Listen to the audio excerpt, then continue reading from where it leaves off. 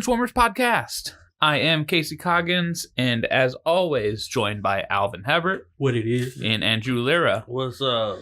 Another week, another batch of NBA playoff games to talk about. And first, I watched John Wick. 1 in chapter 2 Finally over the weekend, and I felt like I was slacking, and the third one's coming up, and so good. So we're gonna talk a little bit about that,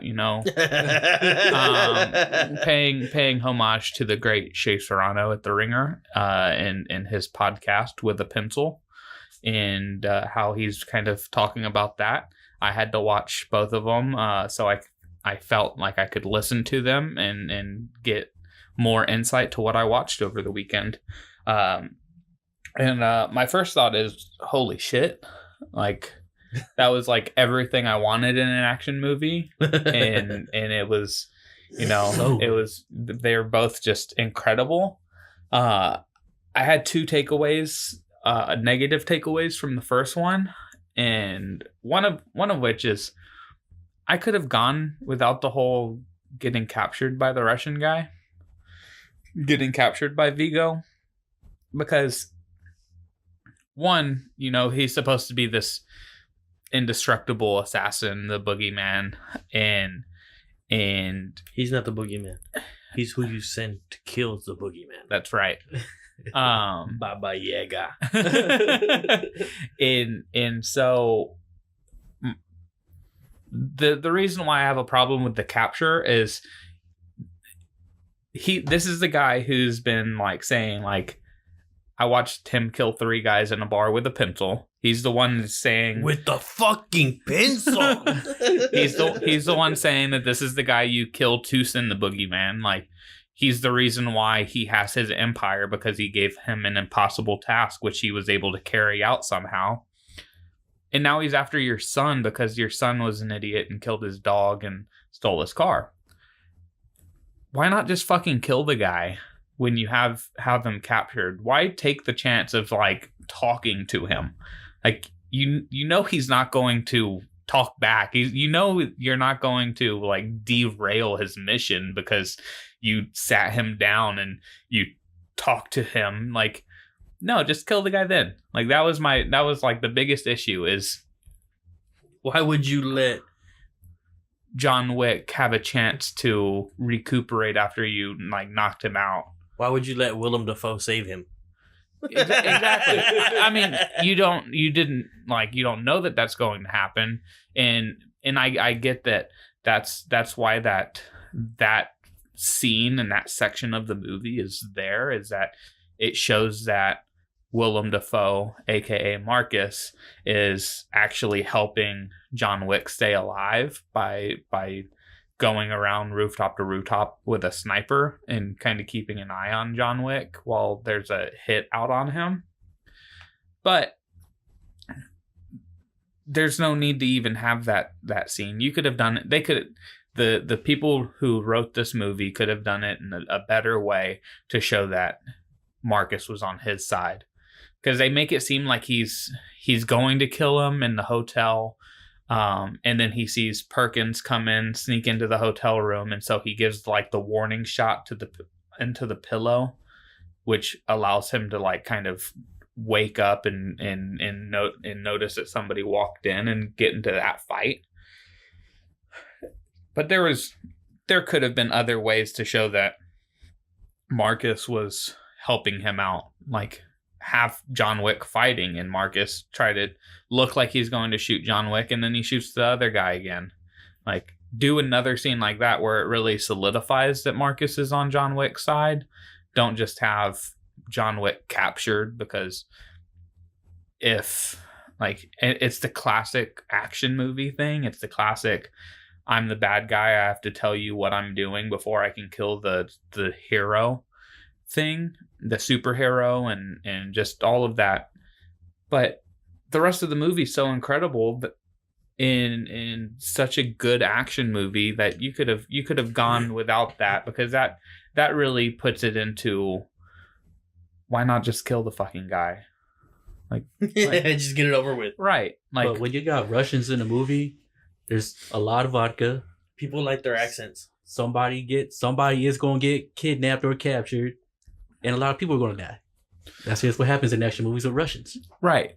But again, to my point, this guy with all these stories, with all this background, who's coming out of retirement to kill your son. Hubris. That's all it is. It's hubris. Yeah, it must be the vodka, the Russian vodka, and he was like, I'm going to capture you, and I want to see it in your eyes when we kill you. Even though he walks away, he leaves the room and tells the guys to kill him, and they put a bag over his face. And so that was really like the main issue I had with that movie. One of the other one that I kind of didn't care for is like this whole movie's built up for him to kill Yosef, the son. And then the sequence in which he's able to kill him is like he sneaks into the house that he's in, and he just kills him right away. He just walks up he kills everybody else, and he's chasing Yosef, and he just walks up and just pop pop. There's like there was no build up in that. But that is John Wick, right? Yeah. And that's kind of the So like simple and easy. those two things combined make it so if you're going to have him kidnapped and almost killed, and you're by the dad, and you're going to show that his friend Marcus is helping him out, then and that's going to create some like build up. Like you have to kind of have a little bit of build up there, but I guess the build up was how he killed everybody else in that building, and how he's killed everybody in that movie.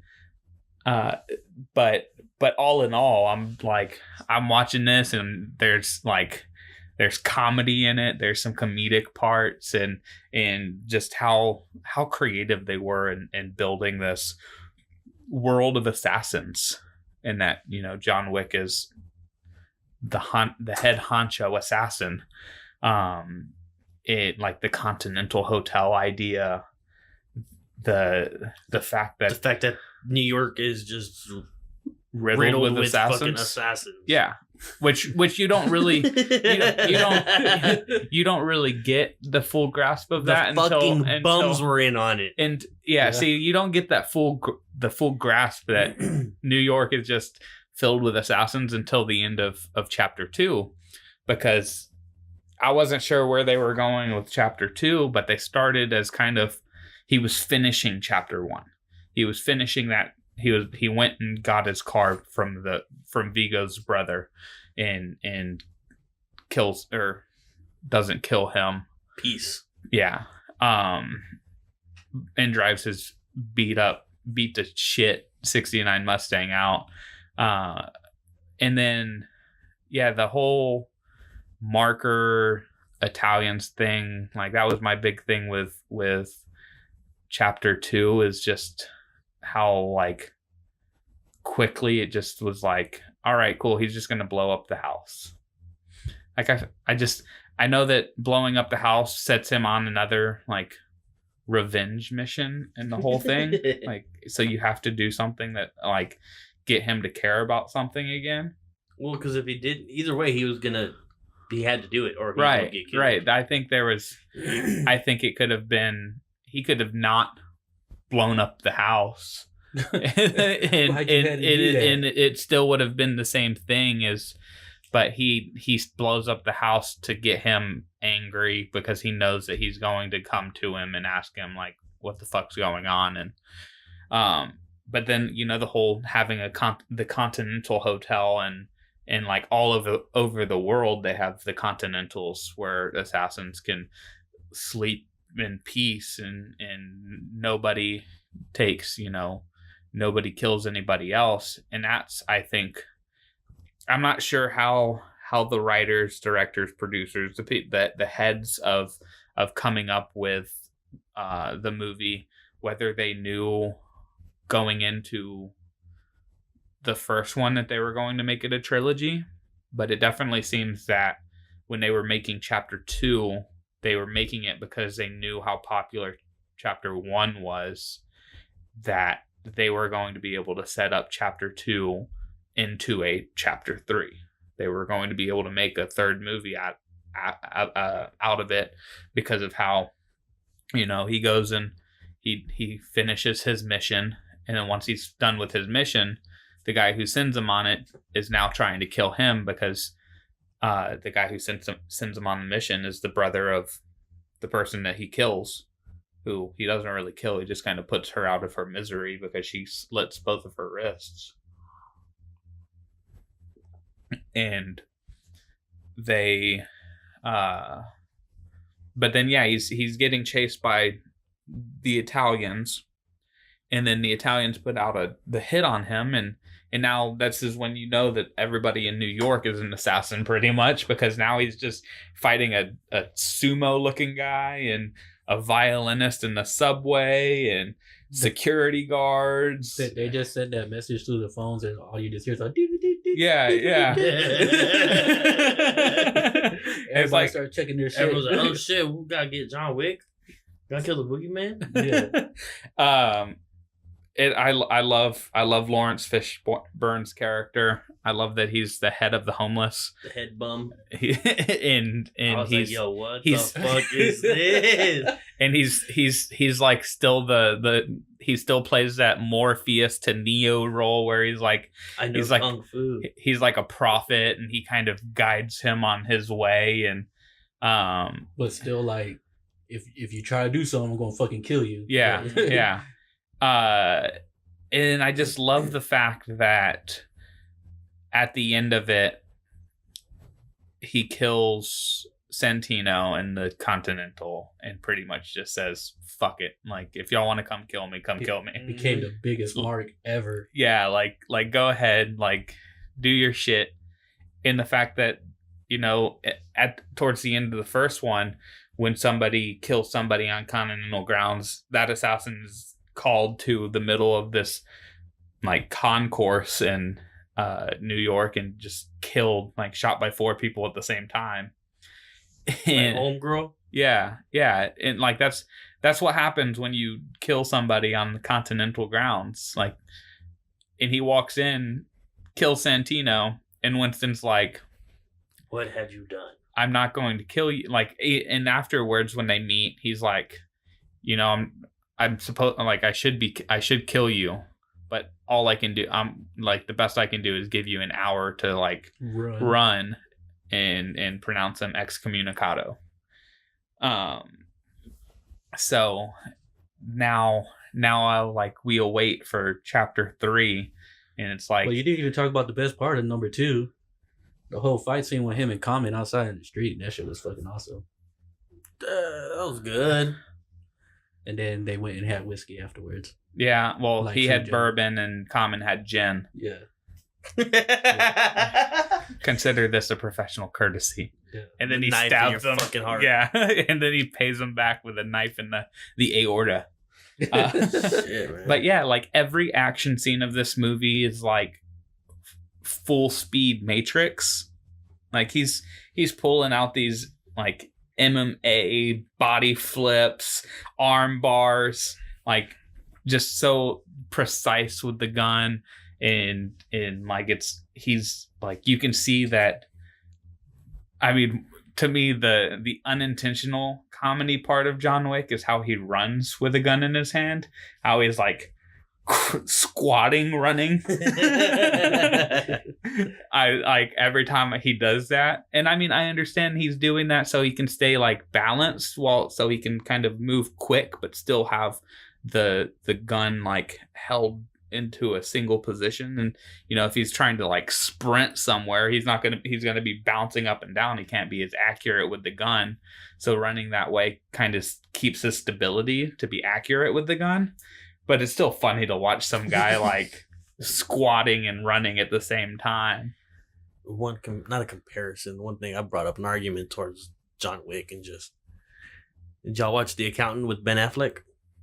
No, not yet. I've heard it's pretty cool. Oh my god, he's basically an autistic fucking hitman. Right, he's Rain Man but with a gun. Yes, And after watching it and then watching John Wick, of course, just like, who would you rather have? Who would win in a fight? Because you have that. They both had that. I mean, y'all. This would be a one-sided fucking conversation because y'all haven't seen the movie. Like both of them have that autistic like focus, where you're just like, this is my discipline. I have it down to a T. And just comparing like fucking, Liam Neeson and Taken. Except Liam Neeson's older. Yeah, that's true. Except Liam Neeson is older. They both have similar builds. I think Ben Affleck's a little more bulkier, but they're both fucking like 6'4". Yeah, they're both. Yeah, Ben Affleck's a little bit big more bigger, dudes. Yeah.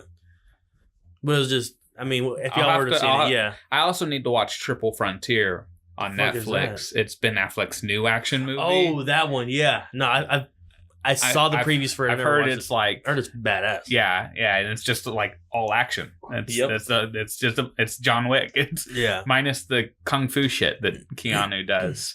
But yeah, like both of those movies, I'm just like mesmerized by just like the amount of people who are coming after him. Like I felt like I was like in a Call of Duty like World War Z, like the zombie apocalypse game, where you just have all these zombies running at you and you have to stay like alive. It's like Game of Thrones episode 4, just getting dogpiled by fucking night walkers and shit. I can't That's continue episode that 3. conversation. That was 3. That was 3. The Long Night. Yeah. Yeah. Yeah, that's episode 3. I thought this last one was episode 4. Or was it? Oh, I got my numbers. But yeah, just like where Brienne got them butt cheeks smashed. Hey, finally. Yo, it was kind of dick move how Tyrion just called her out. I was like, you're a fucking virgin. I was like, damn, dude, that's fucked up. They're like playing Never Have I Ever. He's like, you haven't fucked yet. She got up and left. I'll get fucked tonight. Tell you that.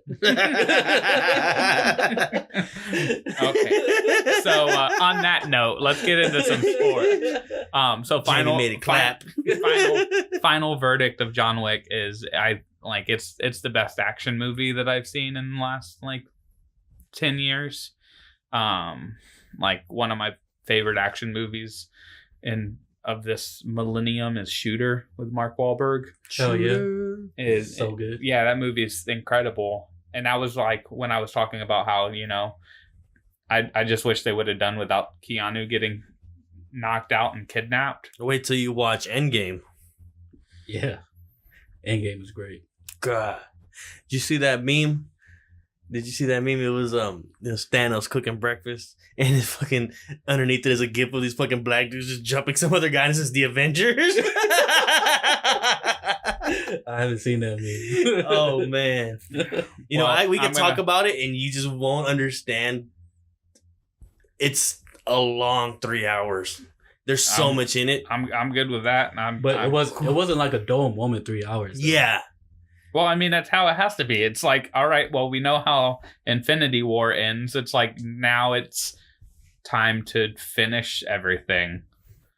Yeah. It was so fucking tight. Yeah. So it's like, how can we compile all of the movies that have come out before this into one single movie? And so it's Did you see the trailer for the new fucking Spider-Man? No, I saw that it came out, but I haven't. You can't. Yeah, Case is all like, I haven't watched the Endgame. Yeah. No, I heard about the trailer being out, but I haven't seen it. Dude, it's actually good. Yeah. Well, that's enough of the movie talk for tonight. I mean, for the podcast, that is. I'm sure we'll get into some stuff afterwards, but let's get into the reason why we have the podcast, and that's to talk sports. Talk some shit. Yeah. Steph Curry. Hit me on my line. You want to talk some shit? Joel Embiid. Discord set up. But NBA playoffs and second round, everything. The last two game fours are tonight. So there's a chance that all 4 series can be tied up 2-2 after tonight. And I think there's a legitimate chance that all 4 series go to 7 games. I think that if certain things break, well, I guess I shouldn't say that because that puts it too vague, but just these little things, if they break in favor of one team, then they get the advantage, they win the game. it's not like, this team is way more talented than the other. It's not like Bucks Pistons round one where it's like no matter what happens for the Pistons, they have to pretty much, short of like somebody like the entire Bucks organization breaking their leg, like they were going to lose that series. It was just that kind of talent difference. But with all four of these series, they're very evenly matched. And while the Warriors, I think, have the biggest talent discrepancy of the opponent that they have has, the best offensive weapon in the league this year and a system around him that really gives other teams fits no matter how good defensively you are. And in order for you to slow them down, you have to be on your P's and Q's defensively for 48 minutes. You can't slip up, and that just tires you out when it comes to offense.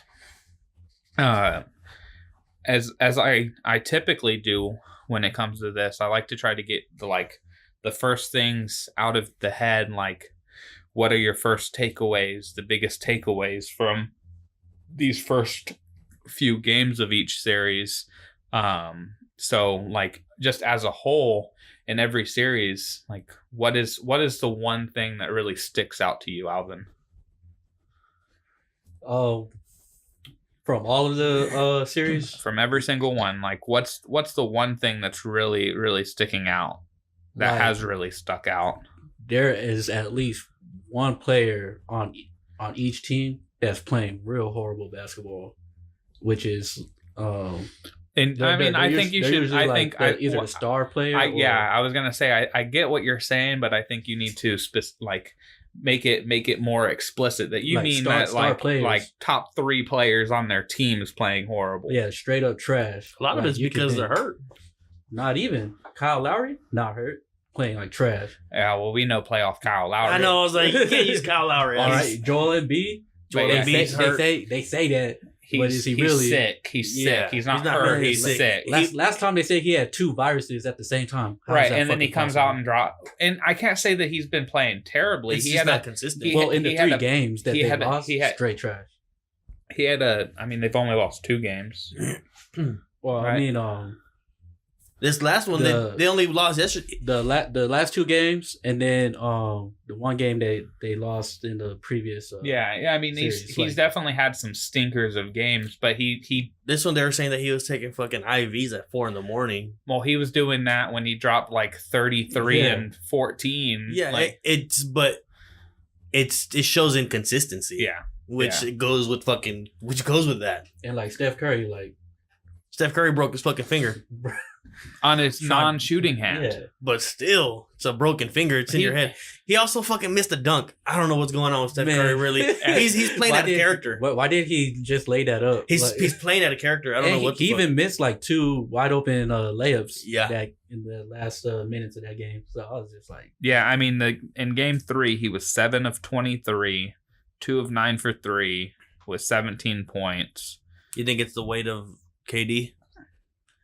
I think I think it's the way that they're starting to play. Like they're playing not their basketball when KD's dominating the ball. Like we know that we all know everybody who watches basketball regularly and has watched the Warriors over the last couple of years with Kevin Durant. We all know that when they're at their most unbeatable form, it's with Steph doing his Steph thing and KD being the closer. Steph goes off in the third quarter and he ends up with 25 to 30 points and hits 7-8 threes in a game. And KD can do, he can lock down defensively and when thing like a bucket is needed and Steph is off the court, you can rely on him. Like he's a guy who can get his shot whenever, wherever, however. Yeah, Steph's just playing out of character. But what's funny about that series is on the other side, you got CP3 playing out of character. I think on that side it's more James Harden. Well, James Harden not being active as much. because there was times that game 2, that recent game, CP3 will have the ball and he's doing his thing, controlling the offense, and James Harden is like just standing. James Harden's still getting his number. He's still got his 36. Well, I mean, he's still getting it, but that's when he's dominating the ball. In game Chris 3, Paul he had 41. Yeah, but Chris Paul, I mean, Chris Paul doesn't need to score. Like Chris we Paul's need been to turning the ball over, we need to understand. Yeah, like we need to understand that for the Rockets to be successful, it is James Harden doing what he did in game 3 and scoring 35 to plus and doing what he did in the regular season and being really the focal point of the offense, and Eric Gordon and Daniel House and PJ even Tucker. PJ Tucker and Austin Rivers needs to be the guys who can like allow James Harden to run that high pick and roll with Clint Capella, and they need to be knocking down their few shots. Dog, that Clint Capella block the other day. Well, man. that's why I was saying, like with the Rockets. Why Iggy even try to get up though? With the Rockets, it's 10 fingers on that ball. It's they like Draymond Green, when he's this locked in defensively, he can show on James Harden, and if he tries to throw the lob, he's going to get back with Capella. He's quick enough to do that, and he's long enough to do that and affect it. He's maybe one of 3 people in the league who has that ability. I would probably put the other 2 as a guy who's on his team, Kevin Durant. Well, 4, because Giannis can do that, and then Kawhi.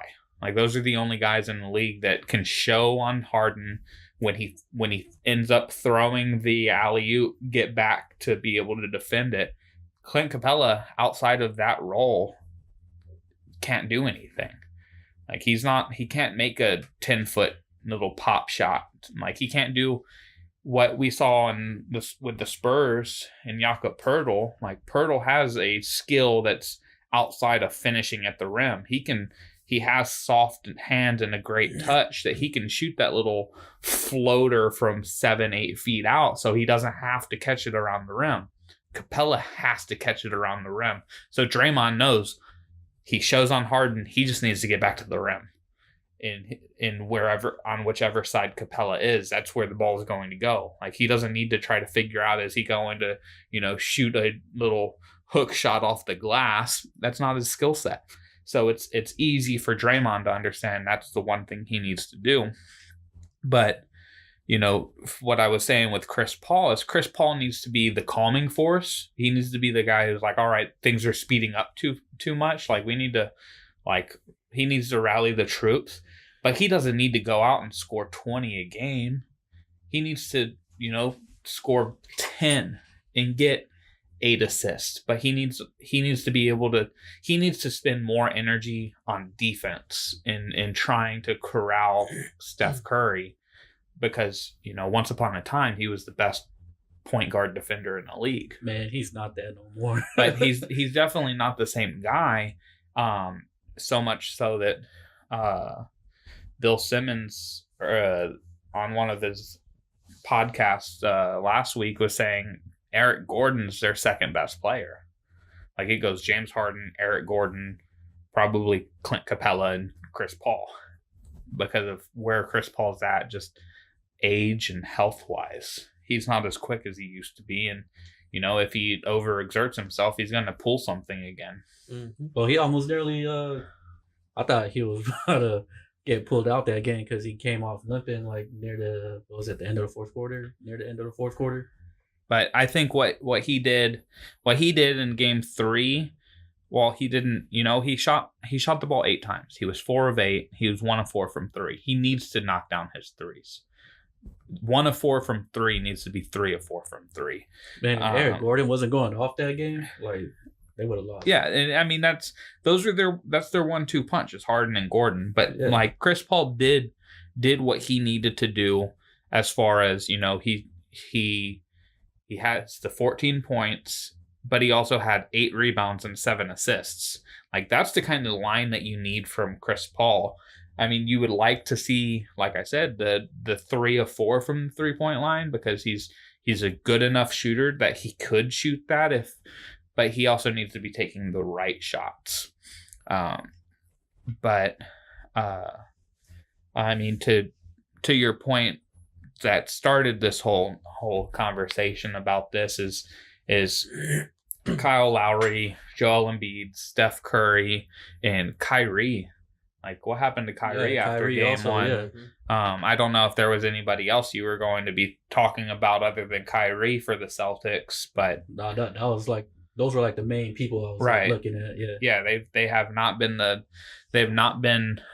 themselves in these series. Well, to the point that Andrew reacted to, Kyle Lowry is being himself in the playoffs. Yeah, come on now. No, yeah, that's 5 years of seeing him. We've seen this before. Yeah. Yeah. So, Andrew, what is your takeaway? Oh shit! I forgot what we were talking about. I forgot. Biggest takeaway. I don't know, man. It's been it's been a great second round. It really has. I like the back and forth. Like you said, I no problem seeing all of these games go to yeah, 7. like I want to see every series, the rest of the playoffs, go to 7 games. Yeah, and Like- especially this Houston and Golden State series. I mean, granted, Game 4 is tonight, so we don't know how it's going to go. It can fucking turn very fast with either team. Yeah, like I just. But this is what we wanted in a Celtics are fucking down 8 right now. Going. This is what we wanted in the fucking conference finals. Yeah. We want to see competition. We're just getting a little early. I didn't want this. I wanted to see the Spurs there in the Nuggets place, but yes, these. Yeah, I mean, it was chalk. It was Yeah. the top 4 seeds in each conference making it to the second round, and it's I've talked about this before. If you look at NBA history, there's I think 5 NBA champions that were a 3 seed and below. Like you don't see it's always a 1 or 2 seed that wins a championship. You don't see teams in the 3rd or 4th like spot. You could see them make it to the finals, but you don't see them win the finals all that much. And I think there's only one team that has won it below the 4 seed, and it was the 6 seed Houston Rockets in, I believe, 94, 95. And I think that year was an odd year for them because of injuries and stuff. Jordan wasn't playing. And the only reason they won was because Jordan wasn't playing. But yeah, these series are every bit the series that we thought we would get. I'm a little disappointed in Boston because I have the score in front of me. I'm kind of keeping up with the game that's on right now. It's 80-70 with 20 seconds left in the third, and Milwaukee's up. And Milwaukee is outscoring Boston 33-22 in the third quarter.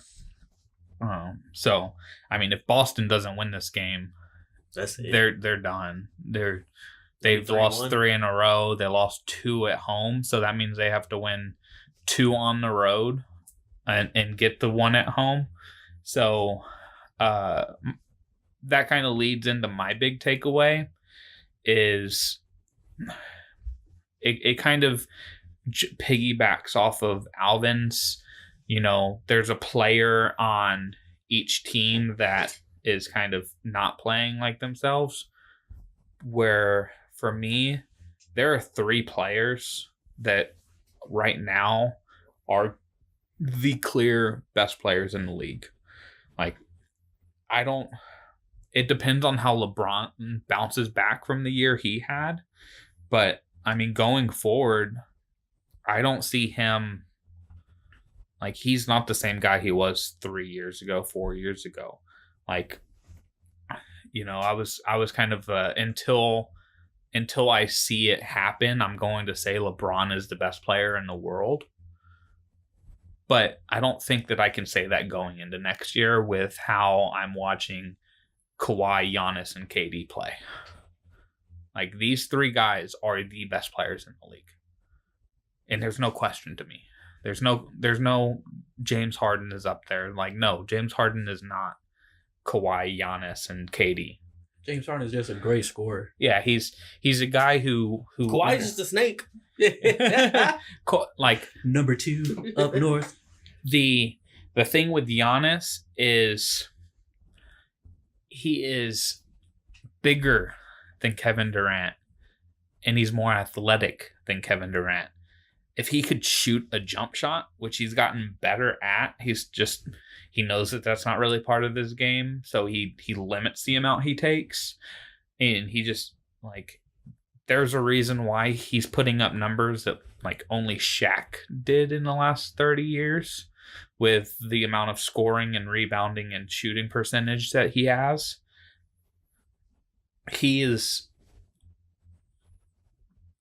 It wouldn't surprise me if he won MVP and Defensive Player of the Year this year. And that's only happened, I think, one other time, maybe two other times. Jordan's the only guy that I can think of who did it, and I think that was 87, 88. But, like, Giannis is doing things that nobody, like, can do on a basketball court. And he does it on both ends. And, you know, there's a reason why they were the best team in the East all year, and it's him. And he has a supporting cast around him that fits what he does. But he's just, like, I was watching the game earlier before we started this, and I'm just watching him just take one dribble from the three-point line, spin in between two guys, and he's so long that all he has to do is extend his arms, and the guys who are, like, on him, like, a regular NBA player is probably getting that shot blocked. He just finger rolls it in. Because he can extend the ball so far that a defender can't do anything other than hope that he misses or foul him. And what Kawhi's doing is kind of the same thing that Giannis is doing, just with a jump shot. The mid-range game. is Kawhi is coming down, and he's, you know, he doesn't. All three of these guys, just you watch them play, and they play at their tempo. They're not going to get sped up because, you know, the other team is coming down and shooting a 3-pointer with like 21 seconds left on the shot clock. That's just not how they operate. They go in and they get their shot, and they get to their spot, and it's all on their tempo. Like, if they would be the right drummer in Whiplash for J.K. Simmons. They're on his tempo. They understand that this is what they can do, this is what they're going to do, and this is what they're good at. And all three of them can handle the ball. All three of them can make a play. All three of them can defend. And there's very few guys on the other end that can defend them. What Kawhi's doing, they showed the number, and I compared Giannis to Shaq. The only other guy, I don't remember if they dated it at all, but the only other guy that has scored 150 points on 60+% shooting in the first 5 games of a series is Shaq and Kawhi this year. Yeah, he's shooting like what, 62% and like 40+ from. He's from just three. It's ridiculous. Like, he's been incredible, and it like makes me look at this, you know, Kawhi NBA Finals MVP poster that I have and like miss the good old days. Like, and also those three guys, they're getting to their spot at will in these series. There's nobody. Like, nobody's stopping them. Nobody's checking them. The only guys who can maybe check the other, like, is them. Like, yeah. like Giannis can guard Kawhi, and Kawhi could guard Giannis, and KD could guard Giannis and Kawhi, and like those three guys are the only ones who can play that well offensively and defensively, and they're the only ones who can really check the other. This is why a couple weeks ago I was watching Undisputed, and they was talking about who's better, Joel Embiid or Giannis. I was like, is that a real topic of discussion? Like, are people really having that discussion? Now, Joel Embiid is a monster. Like, when he's healthy and when he's right, but the only problem is that you never know when he's going to be healthy.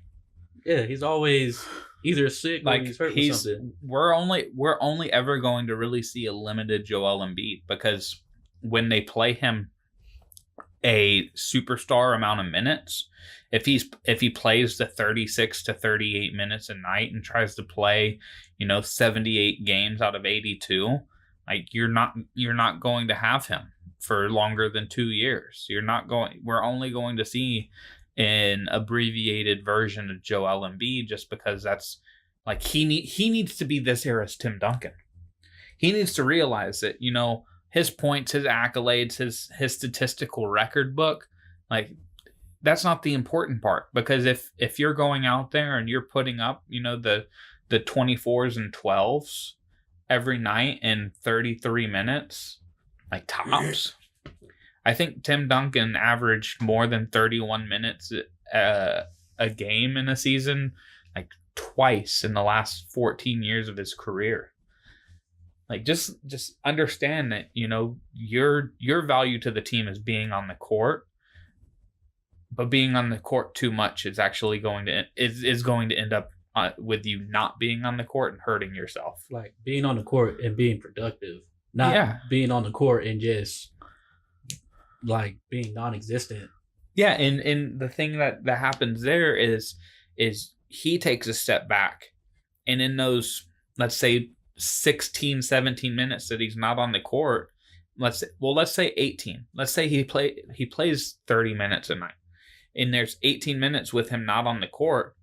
Well, stagger the minutes with Ben Simmons and let Ben Simmons do what you've seen without Joel Embiid, where you have shooters around him and he's pretty much playing point center and he's just beeline down the lane every time and making plays.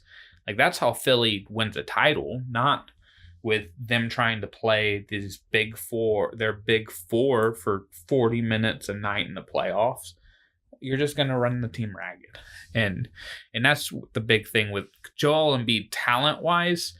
I could see being on the same level as like anybody in the league, just what he can do on the court, but he can't do it for as long as these guys can. And I think that takes the next level is it's like with Harden and Steph is like, they do it on one side. They kind of do it on the other in areas. Like Steph can read a passing lane and get steals. James Harden is an incredible post defender, and he has incredible hands and gets his hand on the ball. But they're not. I'm going to go and take the best player on the other team and lock them up. No, you got to hide them. So and with Joel, like I said, you have to limit the minutes for him to be as effective as possible for a full season. With KD, Kawhi, and Giannis, like Kawhi outside of this year, like when he's fully healthy and they're not trying to do this whole minutes restriction, load management shit that they did with him this year. Like we've seen in the past, like when he was playing with the Spurs, he was able to play like a full season and do it for a full season at a high level. And then if he didn't sprain his ankle against the Rockets and then come back and in the series against the Warriors with that kind of sprained ankle, and because I think that didn't help with the whole landing on Zaza thing, is that he was already hobbled. And so that's kind of, I think that's you have to exclude that with Kawhi and his ability to be effective for a team. And that's why that's kind of my big takeaway is you watch, like Andrew, you said about these series, just how incredible they are and like how good the matchup is. You're watching these three guys play maybe the best basketball of their career. And you have these three guys, one of which is only 24 years old, doing it on this stage. It's just, that's what attracts people to the game. That's what people and fans want to see. They want to see these like guys that are this talented do these types of things. And that's and then on the other side, you still got Dame Lillard and Jokic on the other side. Yeah, we didn't even talk about that. And they're balling out. Yeah, I wish Portland wasn't as hurt as they were. But I mean, Canner is like That's the guy that I want to see the Spurs try to sign in this offseason and bring him off the bench. Like, just But that's what Canner does. like I've really enjoyed his game, and I was there watching. Well, not there, but like I can remember watching him with OKC just absolutely torch the Spurs in the playoffs. He was getting offensive rebounds and scoring, like hitting the mid-range jumper because he has an offensive game. The problem with him is that defensively, but you watch him defensively in this series, and he's working his ass off guarding that high pick and roll. Yeah, he doesn't want to get fucking killed. But yeah, he's working his ass off to guard that, and like Dame had an off night. I think if Dame wasn't as off as he was in this last game, they probably would have ended up winning. And it's kind of a shame. I don't know if y'all watched the end of the game last night, but CJ McCollum down Portland's down 4 with 4 seconds left, something like that. And they run this little quick hitter 3-point attempt with CJ in the corner. And he has like an inch of like his foot on the line for a 2-pointer instead of a 3. And so instead of going down 1 and, get the foul and be down 3, they're down 2, and Jamal Murray was just ice at the lines. Jamal Murray doing Jamal Murray things. Jamal Murray. Yeah, he's I think he found his rhythm towards the end of the Spurs series. Yep. Because this series he's been pretty much lights out and been doing what he was doing in the regular season. The first Nugget since Carmelo Anthony to have back-to-back 30-point games. He's him and Will Barton have kind of been the catalyst. Jokic has been just Jokic, just like Jamal Murray's been Jamal Murray. I was talking to my dad earlier today about how I'm kind of old school in the way of thinking that, you need to take your lumps in the playoff before you take the next step. Like you need to go through the steps. You need to go through the process. You have a bad year, you miss the playoffs, or you barely miss the playoffs in your young team. And so the next year you make the playoffs as like a 6 to 8 seed and you get beat in the first round. But like the young Thunder, young Warriors. Yeah. They all went through that process. And young Cavs. And then LeBron left and they were shit out of luck.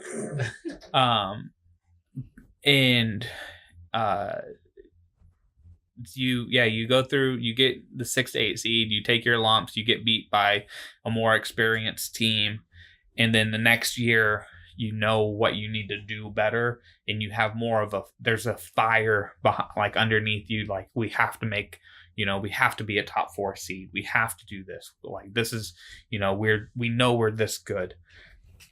And they just skipped that whole taking the steps. They missed the playoffs last year by a few games, if not just one. And this year they're the number 2 seed. And it's like they had the battle with the Spurs.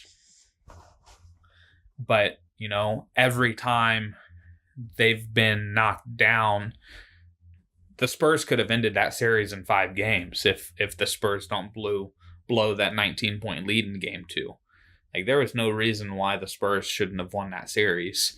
Even at the end of game 7, they had a chance to win and they choked. And I think that was kind of the big step that Denver needed, is they needed they understand, all right, this is playoff basketball. Like, we're going to lose some games. We're going to get down. We just have to keep everything going, like, no matter what. And after losing that 4 overtime game, which they should have won,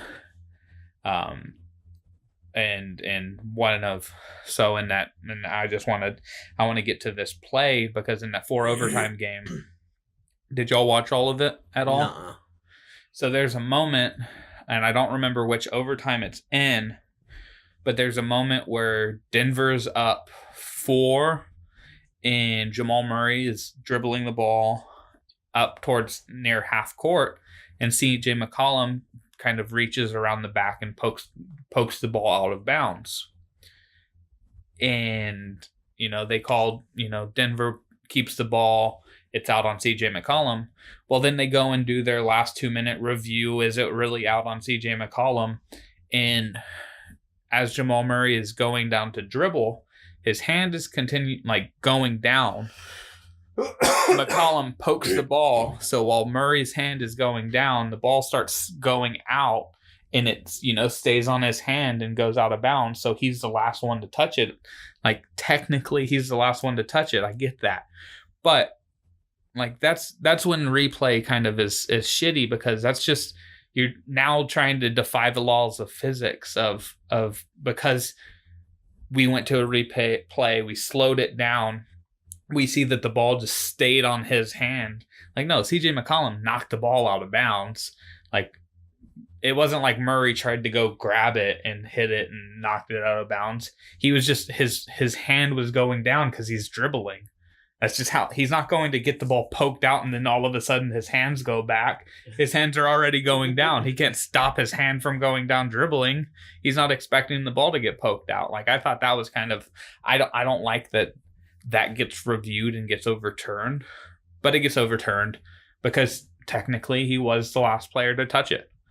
And Dame Lillard makes some layups, and then Rodney Hood comes alive in the fourth OT and scores 7 points, and they're able to put the game away.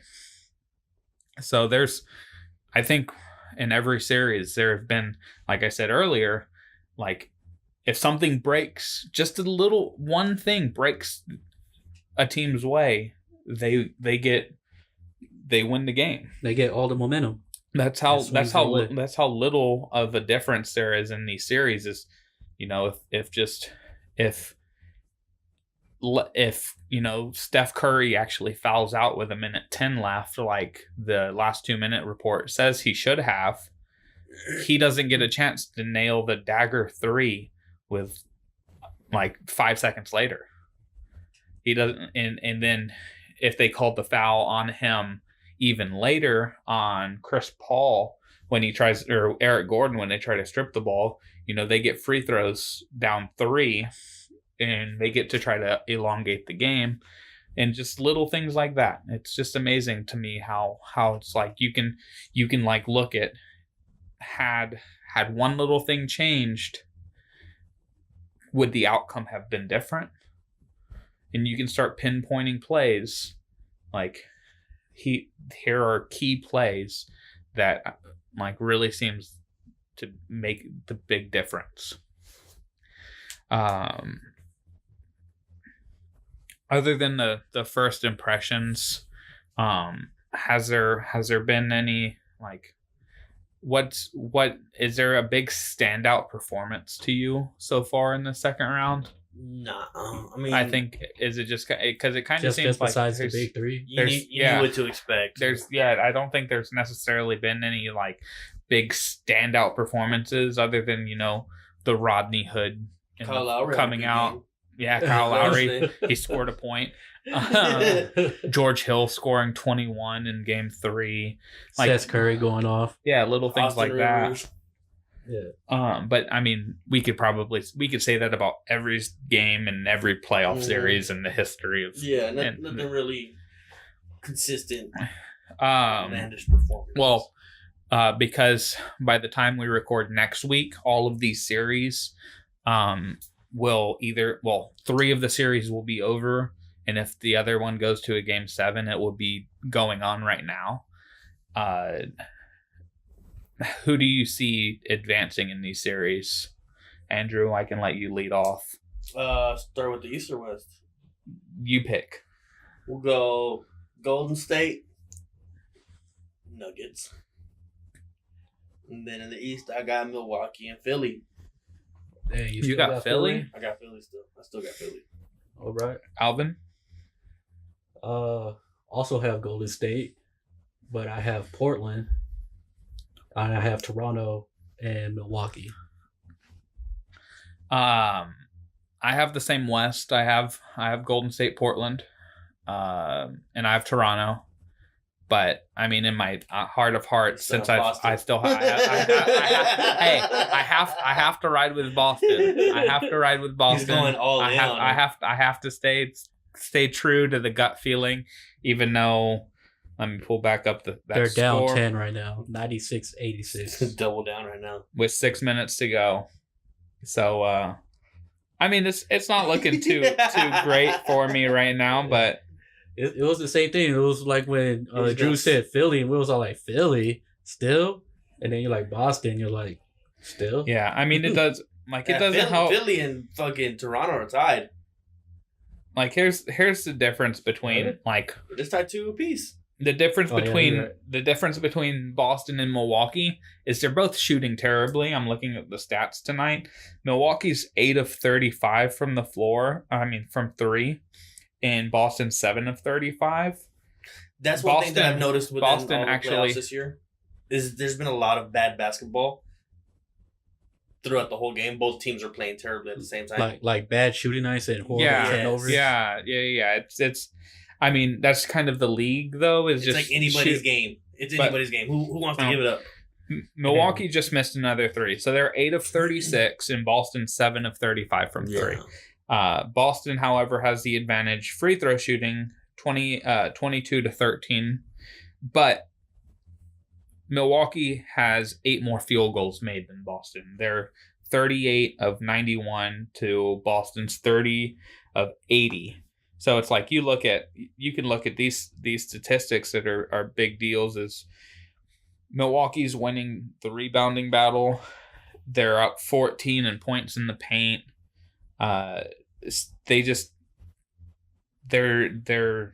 They've only had 8 turnovers to Boston's 11. There are little things, but the reason why I bring up the field goal percentage and the shooting is when you look at the box score and you look at the best players on each team, Giannis is 12 of 18 from the floor with 30 points and 14 rebounds. And then you go down to Kyrie Irving. He's 6 of 21 from the field, 1 of 7 from 3. He has 21, 8, and 6. He also has 5 fouls. But like Giannis knows that he shouldn't be shooting the ball, shooting threes. He's 2 of 4 from 3. And while he's not getting all that much contribution from everybody else from the 3-point line, he still dominates the game because he just dominates the paint. He dominates inside. He scores his buckets close to the basket, and that's a big thing when it comes to playoff basketball. It's the reason why Boston lost to Cleveland last year. It's the reason why Houston lost to Golden State. Is Boston and Houston in those game 7s, they relied on the 3, and the 3 failed them. They didn't have anybody that was going and getting easy buckets in the mid-range, going and getting like post-up attempts and getting layups. They were shooting 3s and living and dying by the 3-point line. And that's one of the things that I think Boston does a terrible job at, is they shoot too many 3s at times, and that's killing them in this game, and they're probably going to end up losing. But I still got to ride with my pick. So let's get on to On Fire and Dire and Prophesies and wrap up this week. Real quick, I just want to give my On Fire, and it's the Cubs, 10-2 in their last 12. They just swept the first place Cardinals, and now the Cubs are in first place in the division. Still really early in the season, but it's the first time this season they've had sole possession of first place. And they're doing this without really Chris Bryant being himself, but Anthony Rizzo has turned it on in the last couple weeks.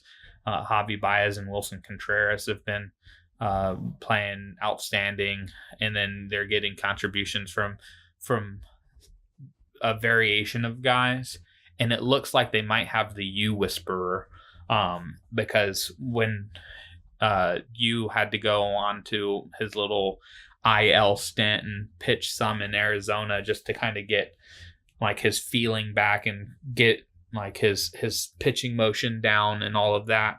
The catcher that he was pitching to, they seem to have a good camaraderie and almost like David Ross and John Lester. David Ross only started when John Lester was pitching, and it looks like Taylor Davis is going to start when Yu Darvish is pitching, because he's, I think, won. If not, he hasn't won both of the games he started with Taylor Davis in the lineup. But the Cubs have won both of those games, and Yu Darvish hasn't walked a bunch of guys. So it kind of, everything looks like the Cubs are getting into the swing of the season, and they're getting, the bullpen is figuring out how to not walk guys, which is kind of a big deal because they've been having issues with that. So Cubs are on fire for me. Andrew, who's on fire for you? My fire, I got a Woj bomb just earlier today. They're not even a Woj bomb. It's just a report from Woj talking about how the Warriors are bracing for massive changes with no more KD. And if there's no max offer on the table, no more Clay. Oh, Clay's getting that max, bro. Yeah. I mean, Clay's getting that max. Yeah. If they're bracing for it, there's some doubt to it. I saw an ESPN article headline that says Warriors plan A, keep KD, but what's plan B? So I figured that probably has something to do with the Woj bomb. But yeah, I think they might be saying, all right, well, let's get this title, and then let's give Clay his max, and let's see what KD wants to do. Yeah. I mean, I'm fine with everybody just leaving the Warriors and watching them implode from within. That's what I'm saying. It's fire. I'm cool with it. I love it. Implode is with. I love it. So, Alvin, on to you. My fire is Lionel Messi. That free with kick, that brace and that, number 600 goal in his career on that. Yeah, on that free kick. From the angle that I saw it, I thought he hit it over the wall, and then you see from behind the goal, he hit it around the wall. Yeah, hit that bend. And if you watch soccer and you see how people curve on those hits, like, this shit's crazy. Like, I can't even be mad at Allison, the goalie. He was there. Like, he was there. He was in the right position, made the right dive. It was in that 1 foot section where his hand couldn't reach. They call it top bends. It was right in, like, that had to be perfect. Like, you have no idea how perfect that hit. Yeah, 1 foot lower, and it's knocked out possibly. And a little bit 1 foot higher, it's hitting the post. Yeah, exactly. Or if it doesn't left, bend, it's hitting the post again. It was like, how do you put that like that? That's why Messi today, best footballer today. I still don't put him over Pele because Pele got the World Cups. But this whole talk about Messi versus Ronaldo, that's done. I think the thing for me, it's always been about Messi can affect the game in so many ways, where Ronaldo's can only really affect it when he's scoring. I mean, there's that. I mean, it's the Steph Curry thing with Ronaldo is there's gravity. There's, when he has the ball, like, defenses lean towards him, and he also has the height that he can, take a run to the center of the box and let somebody put it on his head, and he can finish that way, where Messi doesn't. I don't know if Messi has a header goal in his life. Man, Messi is carrying Barcelona. Like, oh yeah, absolutely. Like, everybody could be like, well, they got Suarez, they got Coutinho, Rakitic, and all of these guys. But if they could have all those guys and Messi's not there, they're just an average squad, bro. Yeah. He unlocks the entire team. Yep. So follow up. Who's in Dire? My Dire, unfortunately, Joel Embiid. Like I said, the games that they've been losing, he's just been non-existent. Only averaging 11 points, 7 rebounds. Making too much money from Hulu. Like, Hulu has less sports. Like, I don't get it. Like, you're supposed to be, like, one of the best young talents in the game, and you're having games like these. Like, it's that also goes about what we were talking about earlier. It's just like, this is the trials and tribulations of young NBA players. Yeah, and I mean, and getting hurt and getting sick, and not like, because it's not like he was fully healthy going into the playoffs, and this is where I think Brett Brown did a bad job is he rode Joel Embiid too much. Like, I think there's going to come a time where there's going to be a big conflict in the 76ers organization, because the coach and GM and the owner and everybody that's in an executive there has to tell Joel Embiid, we cannot play you this much. But Joel Embiid and his agents and his family and his camp, they're going to try to push him, because we know the ego is there. We know the confidence is there. He thinks that he can be the best player in the world, and he probably believes he already is the best player in the world. He talks that when he drops like 30 plus and 14 rebounds.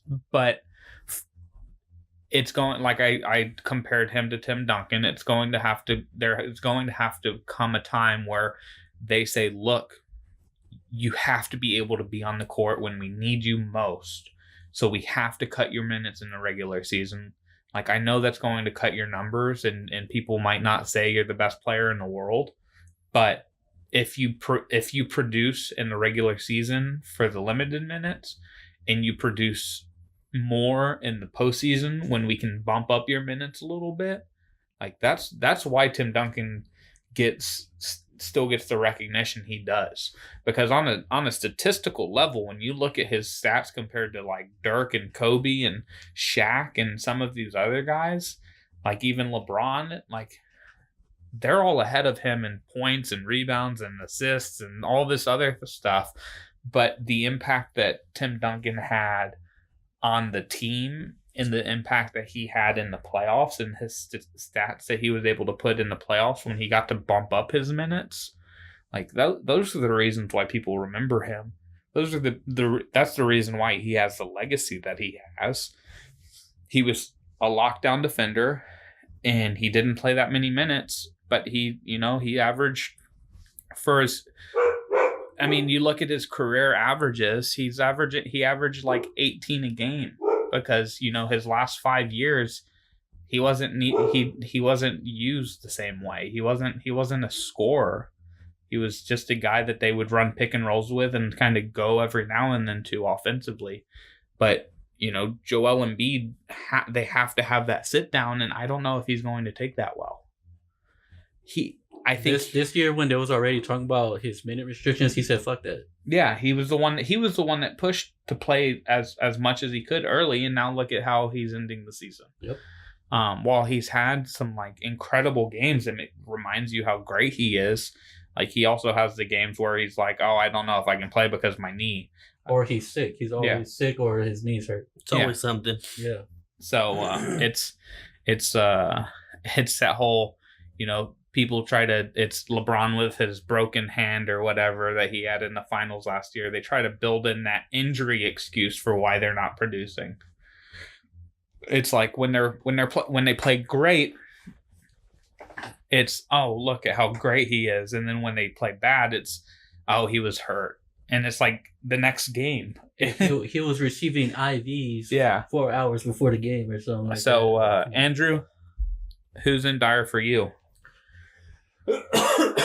My Dire, I've got Dan Patrick coming out on Thursday, opening up. He's got some serious health issues. And I do want to be clear that, typically when we say in Dire, we're kind of like saying, hey, you sucked last week, get your shit together. But this is a more sentimental, sympathetic in Dire. Yeah, like I hope. I don't want to. Your body sucks. Get it right. Health is in dire straits. Yeah, I mean, he opened up he's got severe joint pains called polymyalgia rheumatica. Yeah, it's pretty much his joints hate him. It's like super arthritis is what it sounds like. Yep. Yeah. So I mean, best wishes, and I hope that there's a way to Godspeed. Yeah, I don't know what the cure is or what the symptom what he can do. And they said he's taking that 7 months of a light chemo drip, and after that they're gonna, I guess, see what's next after that. If it doesn't cure it, he said after his 4th treatment that he was experiencing less pain and it was starting to feel better. Yeah. So just if it's working, it's working. Just hope for the best. Hope for the best, yeah, man. Exactly. So now to get into some more funny endires. The Kentucky Derby. What the fuck, man? What the fuck? I mean, what is that? I mean, I get, horse interference, like, coming off of the rail too much and, knocking horses off their track. And that's dangerous. Like, if you knock a horse off their track and they fall, You have to kill them all. they get killed, they die. And it's, that's a big thing. But it didn't seem to really affect another horse all that much, and the horse that did get bumped and had the main interference, War of Will, their owner and their jockey didn't go and object for interference. It was the horse that came in second that was on the outside that didn't have like any issue with it that objected. So like I kind of wish that it would have been like, okay, well, what horse was could have been affected most by this? War of Will. Are they objecting? No. All right, let it go. That was my horse. But that's who I picked too. That was my horse. War of Will. Yeah, that's who I picked too. Was it because of the name? Yes. 100%. Absolutely. He was in the middle of the pack. It was a 17-1. Yep. But yeah, I think that like you really have to take a look that there are two horses that objected, that said, hey, check the tape, see if there is interference and make a decision, and like really was like, hey, DQ this horse. And it was the horse that came in second and the horse that came in like 17th or 16th. Well, duh. Like one horse wanted to get bumped up a little bit and the other horse wanted to win. Like, of course they're going to object about interference. Like, I just wish they didn't. It was a bad look. And now the horse that actually won it isn't going to run the Preakness, because it's like, why are we going to run the Preakness? There's no chance at a Triple Crown. Like, I'm not going to go and try to push my horse that much. So bad on you, Kentucky Derby. So now prophesizing. My prophecy is I have Cody Bellinger hitting 4 home runs the rest of this week, and continuing his just start to the season. And he's the leader in the NL MVP race to me right now. It's kind of a right this second. It looks like it's going to kind of be similar to last year, where it's Yelich, Baez, and the third person, and it looks like that third person is Bellinger. Oh, sorry, Bellinger. And yeah, he's going to. They're playing. I can't remember who they're playing right now, but they play the Nationals this weekend in a 4-game series, and I have Bellinger getting those 4 home runs the rest of the week. Are they still playing the Padres? I don't think they were. No. Okay. No, the Padres are playing the Mets. Okay. They are playing the Braves. The Braves and the Nationals. So that's my prophecy. Andrew, what is your prophecy? I'm prophesizing that the UFC will make an announcement for Cowboy Cerrone and Conor McGregor 4th of July weekend. They're going to push that. Think they're going to push it? I mean, they might as well. I mean, they need to get Conor on board. Boxing's coming back. Boxing is creeping back into the fold. Well, because boxing is everywhere now. You can fucking ESPN, it's not just HBO. HBO's gone now. Yeah. There's no more HBO boxing. That's right. I mean, that's the thing is app, like, what's that app called? DAZN. DAZN, yeah. Which is headed by the former CEO of ESPN, John Skipper. Yep. But yeah. So I have a UFC, and there's also talk. You got DC talking about he wants to fight Johnny Bones. I thought they really decided his next fight. He was going to fight in August. Okay. August. He's fighting in August, but he said he wouldn't mind another crack at John Jones at heavyweight. At heavyweight? Yeah, heavyweight. So John Jones has to come up. Has that happened yet? No, It's always been light. It's coming though. Well, I thought John Jones' next fight is going to be in heavyweight. No, it's a light heavyweight. No, also, yeah, everyone thought it was going to be heavyweight, but nah, it's coming light. I know Dana better. Everyone's waiting for that. He's supposed to be taking that next step. I know Dana's better ending up on that security level. That's gonna be another Khabib. I mean, and the other thing is, Khabib wants 3 fights in the next 11 months, which is. And his camp is saying that Conor McGregor isn't. What did he say? He's not. He's not replying to me. He's not. He doesn't deserve it. He isn't deserving of a rematch. Oh, and this Canelo, since he won, is supposed to be him and Triple G again. Yeah, I think that's what it was. Like the winner of that fight, Jacobs or Canelo, that was going to fight Triple G. Well, I think Triple G was saying he wants that fight again because the paycheck. It's also that he's working with a new trainer now, and I believe that Canelo won the first 2, right? But the first one was a draw. First one, that's what it was, and he feels like there was, Triple G should have won it. He did enough to win one of them at least, so he that's probably still fueling the fire. But yeah, Canelo is finding his groove. I wish that like Jacobs, as good as he is, he's a guy that Canelo, like, you want to see the best fighter at that weight class, like, get knockouts, like, and you kind of, I know you were saying how you don't want to see Jacobs get knocked out because of what he's had to come back from. Yeah, it's a pretty good story. But yeah, it'd be a great movie. But on the side of like watching Canelo and trying to like, how good are you? Like, those are the fights that you need to come out and really, like what Lomachenko does. Like, Lomachenko comes out and he's like, look, I don't care who you are. I'm going to knock you out. I'm going to finish this fight like as soon as possible. And you see Loma get those knockouts. Canelo when was his most recent knockout?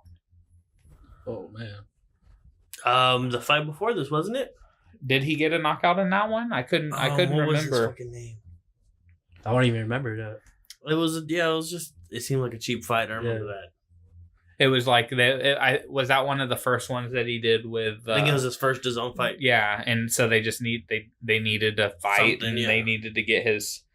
I'll get this figured out, but yeah, boxing's coming back, and I think we're going to get the Deontay Wilder Anthony Joshua fight eventually. That seems like everything is everything is kind of brewing towards that fight. So both UFC and boxing is like their combat sports are coming. Yeah, they're well, that's why I like boxing now in this day and age, because now they're setting up like the fights that people want to see instead of waiting like 4 years for it to happen. There's a big push in the boxing like community that I've been listening to that like they're really pushing to getting rid of so many different belts. They really just want to get it to like, if this guy is this champion, there's not like this champion and this champion. There's no more trying to unify 3 belts. It's maybe do the 2 belt thing, but like really trying to like get everything. It's too many fucking promoters, too many hands in the pot. Right. And really trying to get it to where it's like when somebody says they're the heavyweight champion of the world, there's not 2 other guys that have the belt that say world heavyweight champion of the world. Alvin, did you do your prophecy yet? I think we just started going off on. Yeah, we started talking about combat sports. I know. Sorry. One thing. Could I change my Dire? No. No, it's on record. No. What are you going to change it to? Get it out. Your Boston pick, because they just lost. My prophecy is Ajax beating Tottenham 2-1 in Amsterdam. And going to the final? Yeah, going on to I think it's going to be them in Barcelona. I mean, I think those have been the 2 best teams all Champions League. Oh yeah, and Ajax won their division, the Everdees division title for the first time in like 5 years. So They're on a their roll. team is balling. Yep. Okay, well, with soccer being the last thing we talk about today, that wraps up this edition of the Benchwarmers podcast. While Andrew fixes his mic for whatever. My mic's fine. I'm just playing with it. I am Casey Coggins, joined by Alvin Hebert. Outros. And Andrew Lira. See ya. See you next week. We are bandits of a different kind.